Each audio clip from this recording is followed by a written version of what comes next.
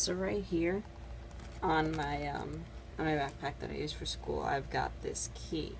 Now, this key was given to me at a lecture that I attended at my Christian private high school, wherein we were made to promise that we would save ourselves to be sexually pure until marriage. Now, as you all know, that had not happened, and if you look at the key, you will notice that it is broken. I feel like that's some sort of metaphor for something.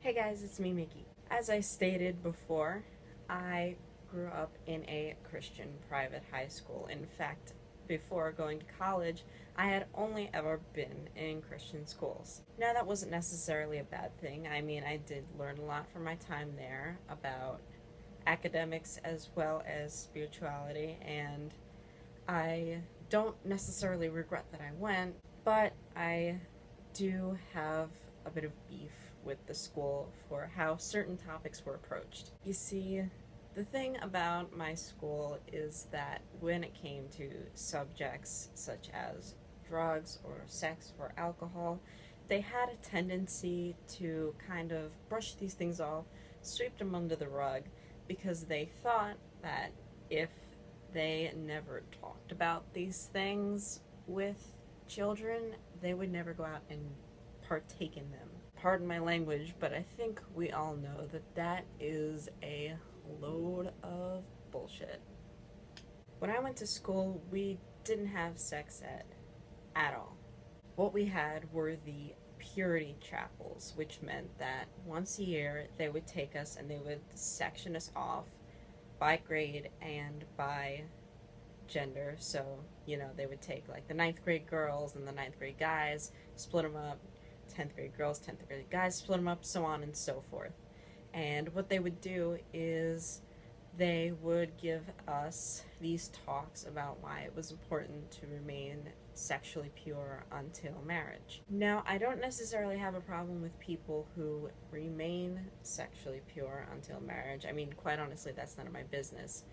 What my problem is that many people are meant to think that that's the only option, that's the only way to be a good Christian, and if you don't do that, you are not a good Christian. And while they don't say this outright, it's pretty clear that from the way that we were taught, this is kind of the narrative that they were pushing. Let me give you an example. In 7th grade, I think it was, they had us do one of these purity chapels, and in one of them, they had a piece of paper, right? And the teacher passed it around and told each of us to crumple it up or take a piece off. And then it was to go around the room and back to her. Now, the lesson in this was that we were the piece of paper, and by the time we got to our future spouse, that would be us. We'd be crumpled and torn up from all of the other people that we'd had sex with before that we were married. Now, I've talked about this before, if any of you followed my earlier videos, which are on Vimeo, and yeah, I'm still upset about that because, I mean, we were 12 years old, alright? And at 12 years old, you're very young and impressionable. That's a fact. Why would you tell a 12-year-old girl that if she had sex outside of marriage, for any reason, she was going to be less desirable, even less of a person because of that? I mean, do you guys know how many rape victims are made to feel like they're impure, that they're less of a person because of teachings like this? Because I've heard it happen a lot, where they think that they won't be accepted by a group that claims to be loving and accepting because of something like this. I've actually read countless arguments against purity culture, and that happens to be one of them. I will link some articles about this in the description because Just so you guys know, I like to cite my sources on this type of thing. But even aside from that, like, why would you tell a young girl that she is less of a person because of a choice that she may not have even made? Or maybe she did make it. But even so, the whole message of Christianity is supposed to be that God is loving and God is forgiving and everyone's accepted regardless of their past, because that's what Jesus wanted. Jesus hung out with prostitutes, people. Why are you pushing this narrative that someone who has sex before they're married is disgusting when Jesus wasn't even pushing that narrative?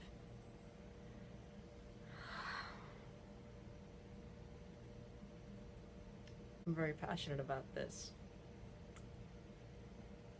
Anyway, there are actually people that have left the church completely because of teachings like this. I remember reading this article, I forget how many years ago it was, how one girl made a pledge in her church that she was going to remain pure until marriage. And because of the way that purity culture, is in effect in these types of places, even when she was married, she felt guilty having sex because she had always been taught that it was wrong, it was immoral, it was dirty, and then all of a sudden it wasn't because there was a ring on your finger. Like, a lot of people have issues with that, I read a story of a man, same thing. He, masturbated once and was, like, terrified because of the way that purity culture is taught. And even though a lot of my previous examples have been with women, it does harm men too. Because while women are painted as less desirable when they have sex before marriage, men are painted as these insatiable beasts that cannot control themselves around a woman. That's why our dress code did not even allow us shorts. I'm talking not even Bermuda shorts, like shorts that like came to the knee. We were not allowed to wear as girls, which was fun because certain parts of the building did not have air conditioning, and towards the end of the school year when it started getting really hot, there was quite a few times where I thought that I was going to pass out due to the heat because they would not let me wear anything that exposed any kind of skin. And yeah, that was fun times all around. Not only does it do psychological damage, it also does physical damage, because you see, with this whole idea of purity culture comes from, as I said before, sweeping things like sex under the rug, thinking that, oh, if I never talk about it, they're not going to go out and do it. Wrong. Seriously, have they ever heard of the forbidden fruit syndrome? If you tell someone not to go out and do things and you don't give them a good reason as to why, they're going to go out and do it anyway. And you know what's going to happen? You're going to end up with people like me who contracted an STD because she didn't know the proper way to protect herself. You're going to end up with people like a friend of mine who went off to college and had multiple pregnancy scares and even a miscarriage because she didn't know how to protect herself. And these are just two cases. There are probably plenty more in like the 50 or so years that my school's been around of people who just could have been fine if they had known that there are certain precautions that you have to take with these things, but they were never given this education because our school refuses to give it, and in many cases the parents also refuse to give it because they were of the same mindset that, oh, if I never talk about sex with my child, she'll never go out and have it. At my mother. I mean, if they believe that we should remain pure until marriage, that's fine. That's perfectly fine, and they're allowed to tell us that. But seriously, they should implement some sort of sex education there, because how stupid do they have to be to think that kids aren't going to go out and do this type of thing? Even if it's not all of them, I guarantee you at least one or two are going to try. And they're going to end up getting hurt, either physically or emotionally, because they didn't know any better. You can't just ignore that. I mean, you can't think that you're gonna say to these kids, all right, don't have sex outside of marriage because it's wrong and God doesn't like that, and then think that they're all gonna go okay, and then never go out and nothing's gonna happen to them. God, this makes me so angry that they do this. But anyway, yeah, I think I'm gonna end the video here. I'm sorry that there was no video last week, but I was really swamped with work.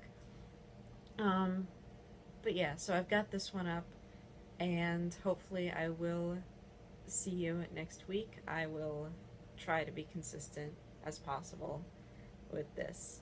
So, yeah, I think that's it for now.